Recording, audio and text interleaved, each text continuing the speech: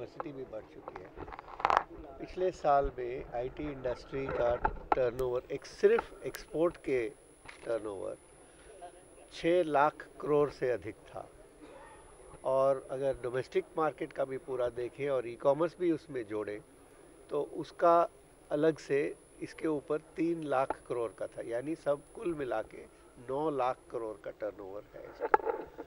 तो मैं समझता हूँ इतना जो स्केल है इस इंडस्ट्री का, इसके लिए हर राष्ट्र के लिए जगह है और होनी भी चाहिए, क्योंकि 3 तरह के इसके बेनिफिट्स होते हैं।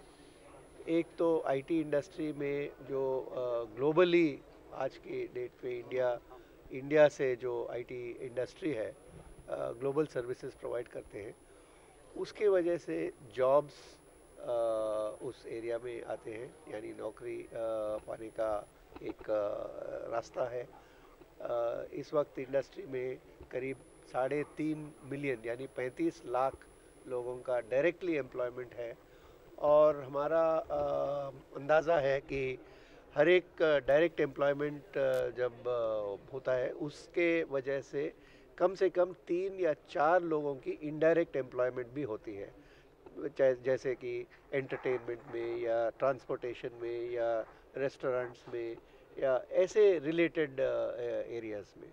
तो from employment point of view this is extremely important and there is opportunity for every state. But हर एक स्टेट में उसका क्या अपॉर्चुनिटीज़ है और क्या पोजीशनिंग होनी चाहिए, क्योंकि हर एक स्टेट तो highest to lowest value addition या इंजीनियरिंग में और इनोवेशन में और बीपीएम में हर एक सेक्टर में भी फोरमोस्ट नहीं हो सकते। तो कौन सा निश होना चाहिए, कौन सा एरिया इस सारे समुंदर में, कौन से एरिया में इस स्टेट का स्पेशल अट्रैक्टिवनेस हो सकती है, वो धीरे धीरे साफ पता चलेगा।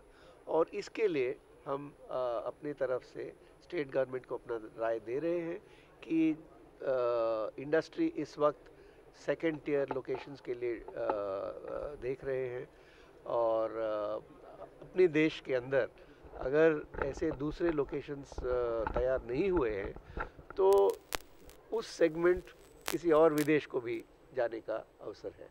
तो मैं समझता हूँ कि ऐसे जो इनिशिएटिव्स हैं हर एक स्टेट में, it's very important.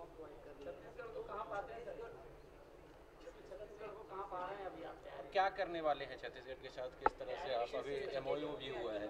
In the MOU we have agreed to advise and support the state in reaching out to the industry, projecting the arrangements which have been made. Honorable Chief Minister has already explained what is being done for infrastructure and what type of facilities are being made available, what is the type of number of students and the type of skills which are being developed in the state.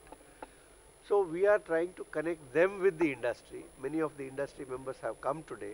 They will be visiting the Naya Raipur facilities, and then they will be taking their decisions on how to expand, in which particular activity they would like to set up the facilities here. And once it starts with a few companies, हम समझते हैं कि उसके बाद एक बार अगर शुरुआत हो जाता है तो उसके बाद धीरे धीरे अपने आप डेवलपमेंट हो जाएगी।